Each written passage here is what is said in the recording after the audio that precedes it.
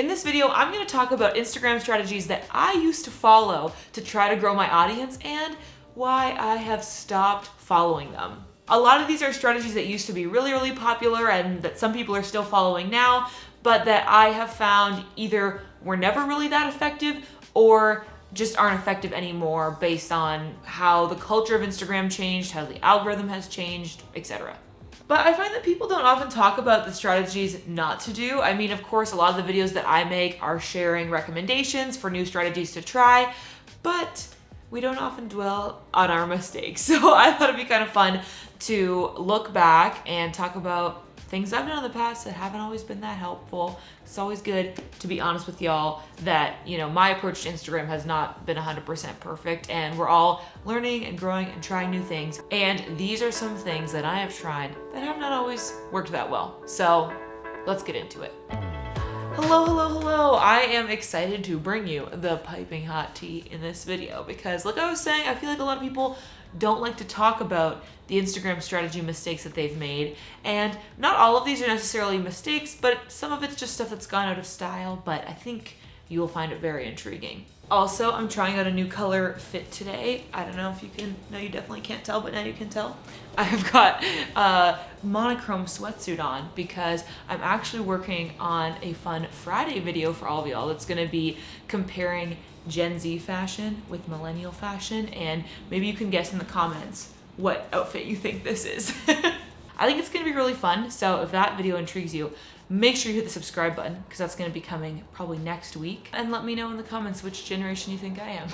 Guess. Speaking of generations, a lot of the stuff that I'm gonna talk about in this video is sort of millennial era Instagram strategies, like stuff that was popular in like the 2010s, and now it's the 2020s. We've got to move on to trying new things and using new growth strategies. So with that said, let's just get into number one, which is writing super long captions for every single post. For a while, I feel like the prevailing wisdom on Instagram was to just write really long, heartfelt captions that provided value, gave an insight into your life for every single post. And I totally get why this has been a popular strategy and why sometimes it still is a good thing to do. It's because it's a really great way to connect with your audience and share a little bit more of yourself. When it comes to Instagram, as compared to other platforms like YouTube, for instance, you have such a short amount of time to really get to know your audience. Like, people are scrolling past content, they're tapping through stories, and they might only see you for 15 seconds to a minute a day, whereas on YouTube, you might sit down and watch like a 10-minute video of a creator's. And so you really have to pack a lot of info, a lot of value, a lot of vulnerability into that short amount of time to help your audience get to know you personally. So that's why writing really long captions can be helpful, but what I found myself getting into the habit of was for every single post, feeling like I had to up the ante every time, share something even more vulnerable, share something even more intimate that I'm like scared to talk about, and write these really long essays. And as much as it can be good, I think, sprinkled throughout your strategy, doing that every single time is actually going to end up tiring your audience out and making them less likely to read through every single one of your captions. Because I know I found myself doing that with creators that I love to follow who write long captions every single time. And you kind of get to the point where you're like, don't think I really feel like reading it this time. So I think by being a little bit more sparse with it, spreading it out a little bit more, you'll actually have more of an impact because your audience won't become desensitized to that volume of content. I also think sometimes going with something a little bit more lighthearted, a little bit quicker, like a funny one-liner or something like that for your caption can actually generate even more engagement because people are more likely to like comment or like if the first sentence is enough to be intriguing to make them engage, right? Rather than having to read to the bottom and then write something back. So I think trying to switch it up a little bit more often is something I have tried to bring onto my Instagram strategy, which I think has been effective because variety, it's the spice of life. And if people see too much of the same thing over and over again, then they'll become less engaged. Number two is worrying about vanity metrics. I used to be so stressed about all of the metrics associated with each and every single one of my posts, really focused on keeping a certain engagement rate every single time, wanting to have a certain number of followers, a certain number of likes or comments. But in reality here, what we're doing with our Instagrams is we are building businesses. Likes and comments don't put food on the table. You've got to actually convert your followers into customers, to actually be running a business. So the strategy that I am leaving behind is worrying about vanity metrics over actual, hard data on the success of your business. So think about conversions and sales above engagement, because that's what really matters when it comes to the sustainability of a business. Now, it is good to know what's performing well and what's performing not so well when it comes to your content strategy, because it's only by experimenting and evaluating that you're really going to learn what works with your audience and that you're going to be able to keep improving on your content. And it's all part of the overall strategy of building an engaged community that will then convert into customers. But you have to make sure that you have that sales side in mind the whole time, or else, you're creating all this content and for what? Now, one of the main ways that you can convert your Instagram followers into customers is by directing them to the link in your Instagram bio. And obviously, a lot of us struggle with the fact that you only get one link. In all of Instagram, you can only have one clickable link because you can't link stuff in your captions. You have to include that one link in your bio, which is where the sponsor of today's video, Liinks, comes into play. Liinks is the perfect solution for your Instagram bio. You can turn one single link into a beautifully designed menu of links to direct your followers/customers to right in Instagram. All right, I'm gonna show you just how easy it is to put together a beautifully designed links page for your Instagram bio. All you've gotta do is go to liinks.co, that's links with 2 I's, and we're gonna sign in. Once you get there, there is this super easy to use interface here where you can manage your content. And you can see on the right-hand side, there's this beautiful preview of what your links page actually looks like.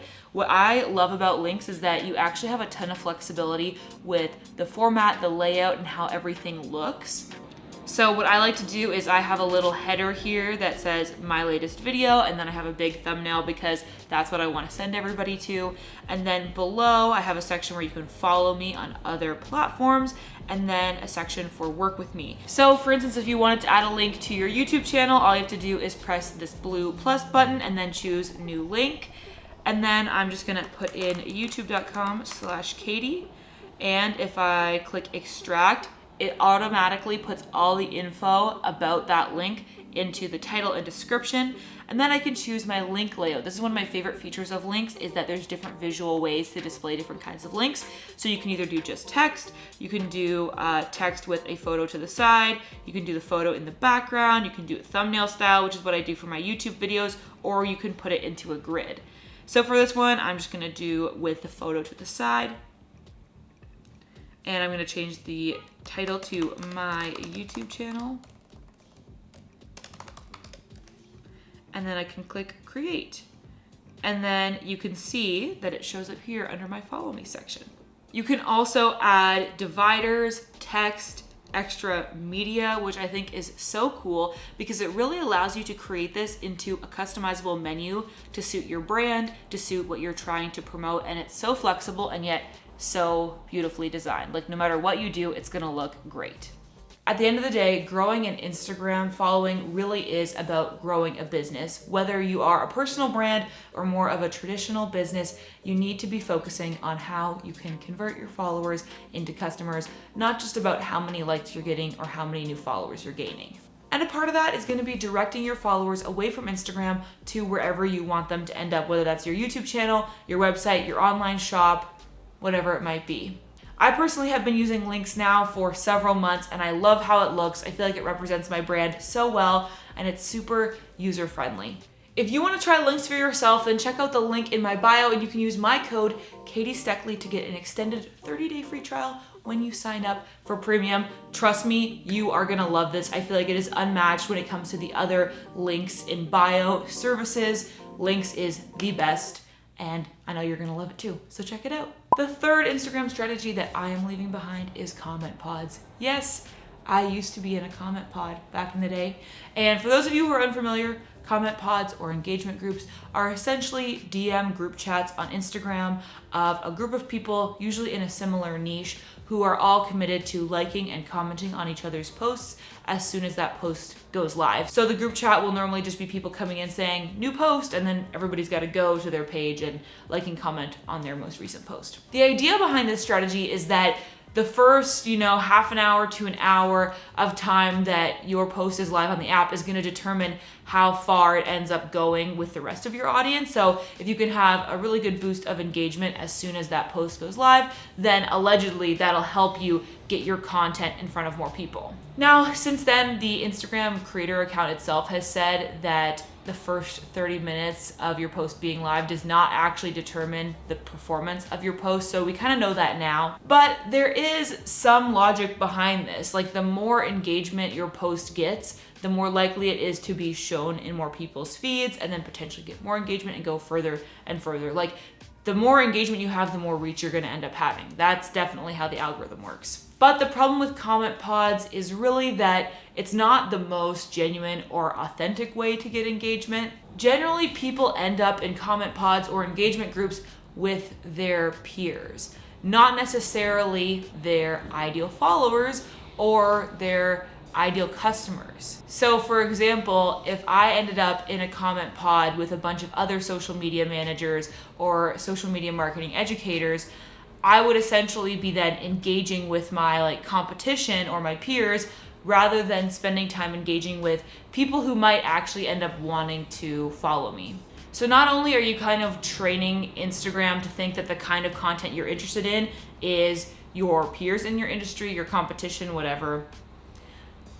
I don't feel like competition's a good word for it, but you know what I mean, like people that do the same thing as you, rather than training the algorithm to think of you as somebody that wants to engage with your ideal followers, which is ultimately what's going to be most effective at growing your audience. So I just personally think instead of spending your time trying to keep up with these notifications and make sure that you're always on top of engaging with the people in your pod, I think that you're way better off spending that time just building real relationships with your ideal followers, like going out, commenting on their content, sending DMs with them.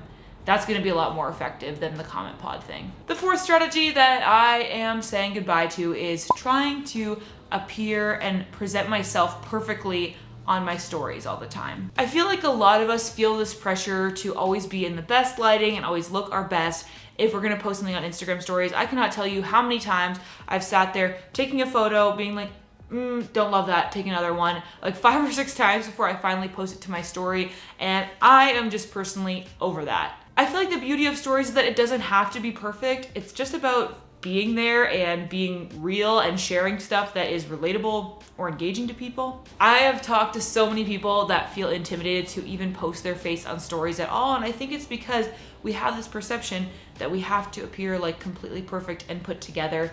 And some people definitely keep that up on their stories, but I think more and more we're seeing people be more casual, and maybe this is like the TikTok effect of like making just the internet in general more like real and not feeling like you have to look perfect and be perfect all the time. Like you can just show up with like your double chin or your like dirty pajamas and it's like fine. And I think that's a good thing. I think that we should all embrace that a little bit more, especially the year we've all been through. I mean, what's the point of keeping up appearances, right?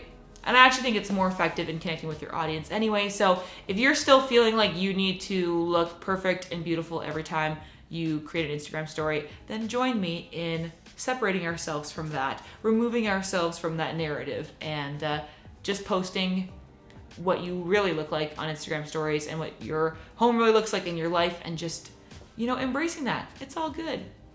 The fifth thing that I am trying to leave behind when it comes to my Instagram strategies is worrying a lot about the number of likes that I have on a post. I wanted to shout this one out specifically because I know we talked about not worrying about vanity metrics before, but for some reason I feel like likes is something that a lot of us are really, really attached to. Even in places like where I live in Canada, likes have not been visible on Instagram for over a year for sure. They've been like beta testing it or whatever. So you can see likes on your own post, but I can't see likes on anybody else's post unless, here's a hack, if you're in one of these places, you just go on the desktop site, then you can see people's likes. But the point is, I feel like a lot of us have this emotional attachment to that number of likes, more so than anything else. Like, if you just kind of sit and reflect right now, I bet that you have a certain number of likes in your mind that you're like, this is kind of what I think of as a successful post. If I don't get that number of likes, then I'm gonna feel kind of discouraged. But if I do get that number of likes, then I'm gonna feel good about it. But then ask yourself this, do you have a certain number of comments that you're always aiming for? Do you have a certain number of shares or saves or even like reach or impressions? Personally, I don't have that super emotional attachment to those other numbers. Like, I can't even tell you like how many comments do I normally get on an Instagram post. I'm not sure. Like, I just go and I read the comments and I reply to them, but I don't think about that number as a stat that defines my value or defines the success of my content. Whereas for me, likes is definitely that kind of number. For me, for a while now, I've always felt like, you know, if I get 1,000 likes on a post, then I feel good about that. If I get less, then I'm like, it's not so great. Then if I get over 1,000 likes, I'm like, that was a really great post. And I think that, you know, metrics are important to a certain extent for us to be able to evaluate the effectiveness of our content and like iterate on it and make it better. But it's not helpful when you kind of define your success or your worth from it. And so I personally am trying to detach myself a little bit more from that number of likes and just accept, you know, if it gets 500 likes, that's fine too. And, you know, if it gets 200 likes, then that's fine. Like, I'm trying to focus more on creating the content because I know that it's going to be helpful to like at least one person out there, kind of focusing on the human impact more than the numbers. And then also focusing on like, did I have fun making this? Is this something that is creatively fulfilling to me? And trying to use that as more of a measure of my content rather than just this number of likes that I've kind of arbitrarily chosen to be that one indicator of success for myself, when I really could be looking at a number of different things. So if you can relate to that and also kind of feel that way about likes, then I want to encourage you in joining me in trying to divest from that a little bit and not feel so bound to getting a certain number of likes in order to feel successful. So those are the strategies that I'm leaving behind when it comes to Instagram growth. I'd be really curious to hear in the comments if you have any strategies that you've used in the past that you haven't really found to be helpful anymore or are kind of out of date. And let's share them all in the comments so we can kind of all get a little bit more up to date on how we're approaching Instagram together. If you like this video, then definitely check out this other Instagram tips video that I have for you. Or if you think you might be interested in the lifestyle content that I post on Fridays, check out this video because I think you might like it as well. And of course, make sure that you subscribe so you don't miss any of my future videos I post on Tuesdays and Fridays. As always, I hope that you are having adventures and following your dreams, and I will see you in the next video. Bye.